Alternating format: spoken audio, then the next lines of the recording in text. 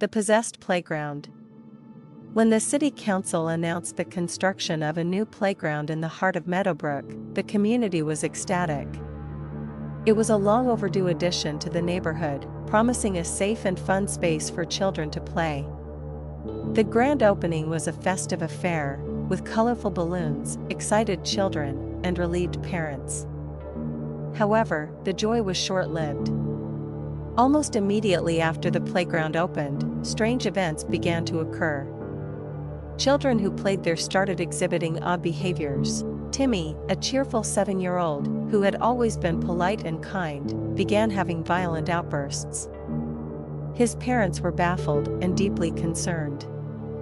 Similarly, sweet little Emily, who had never told a lie in her life, began speaking in a strange, old-fashioned dialect, insisting her name was Annabelle. One evening, Sarah, a mother of 2, was watching her kids play when she noticed something peculiar. The children seemed to be talking to someone who wasn't there. She brushed it off as imaginative play, but her unease grew when her son, Jake, began referring to his new friend by name, despite there being no one around. As more parents started noticing these oddities, they convened a meeting to discuss the strange occurrences. Stories of imaginary friends, sudden personality changes, and eerie behaviors dominated the conversation. The playground, meant to be a place of joy, had become a source of fear.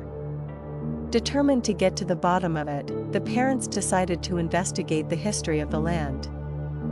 Their research led them to a chilling discovery. The playground had been built over the site of an old cemetery, one that dated back to the 1800s.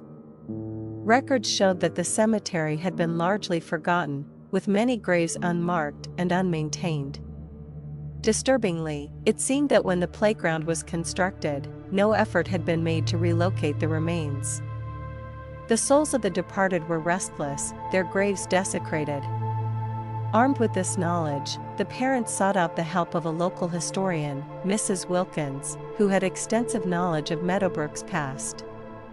Mrs. Wilkins confirmed their fears and added a darker twist. Among the buried was a notorious figure named Elias Thorne, a man rumored to have dabbled in dark rituals and black magic.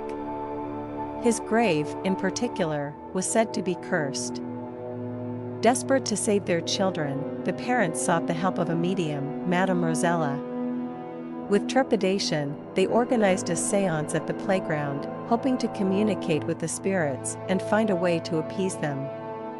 As night fell, they gathered in a circle, holding hands and praying for protection.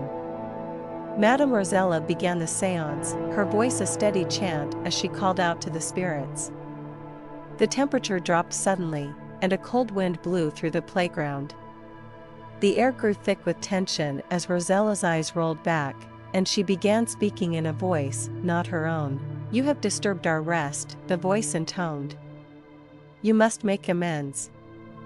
The parents listened in horror as the spirits, speaking through Rosella, revealed their anger and sorrow. They demanded a proper memorial and for their graves to be respected. But Elias Thorne's spirit was different. It was vengeful and powerful, seeking not just recognition, but retribution. Determined to free their children from the playground's sinister grip, the parents worked tirelessly to fulfill the spirit's demands. They raised funds for a proper memorial and organized a community service to clean and honor the old cemetery. With every step, the eerie occurrences began to lessen, and the children's strange behaviors slowly faded. However, Elias Thorne's spirit remained a menacing presence. Madame Rosella advised them to perform a final ritual to seal Thorne's dark energy.